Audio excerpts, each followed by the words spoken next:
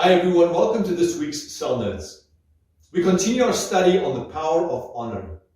This week we focus on building honor in relationships with specific reference to marriage and single life. Honor is a timeless principle that attracts God's favor and blessing, yet it is greatly forgotten in the era we live in. Honor falls into the same category and is closely linked to another almost forgotten quality called chivalry. Chivalry is polite, kind, and unselfish behavior, especially by men towards women. I came across this definition of honor that got imprinted on my mind. It comes from one of the best books I've ever read, named Culture of Honor by Danny Silk.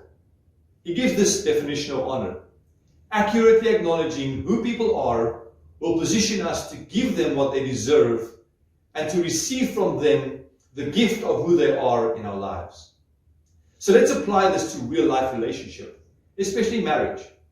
Now, whether you are married, engaged, single, or even if you have chosen a life of celibacy, there is something in this for you to consider.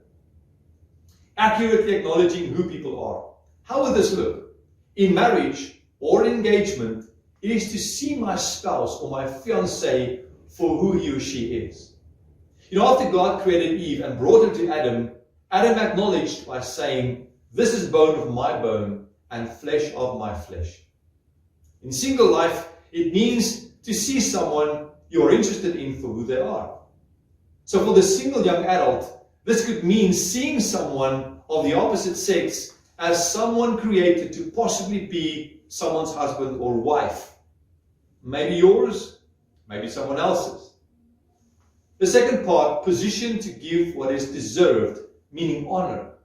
In marriage, it is asking questions like, what does my spouse deserve to receive from me?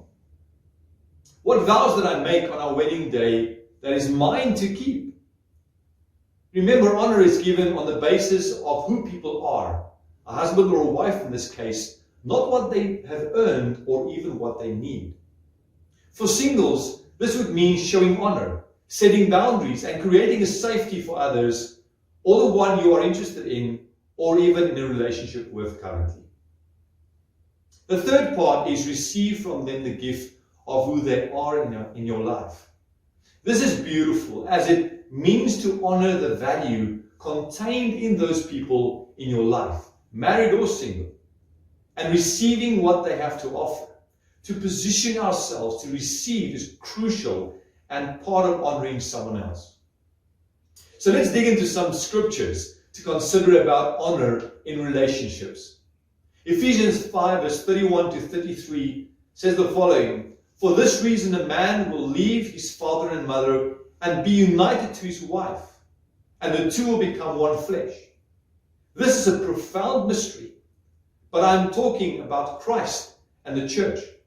However, each one of you also must love his wife as he loves himself, and the wife must respect her husband. Let me give you some context to this passage.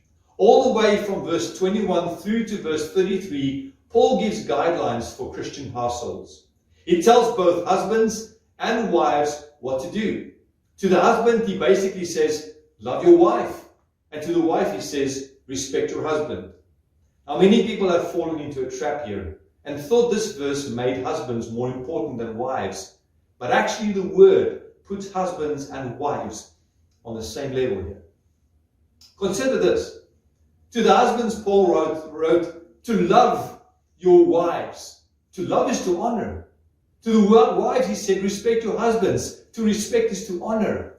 One of the meanings of the word respect in the original text is revere, which means honor. Paul also, very importantly, holds marriage up as a picture of Christ and the church.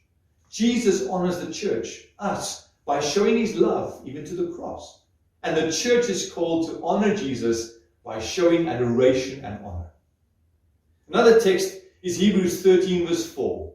Marriage should be honored by all, and the marriage bed kept pure, for God will judge the adulterer and all the sexually immoral. It is clear from this first part of this verse that marriage should be held in honor by all. This includes married as well as single people. The latter part of this verse is more specific to those already in marriage. Lastly, Philippians 2, verse 3 to 5. Do nothing out of selfish ambition or vain conceit. Rather, in humility, value others above yourselves, not looking to your own interests, but each of you to the interests of the others. In your relationship with one another, have the same mindset as Christ Jesus. Here are some questions to consider as we ponder this verse. How does selfishness look in marriage, as well as in single life relationships? What does it mean to value others in our love relationships?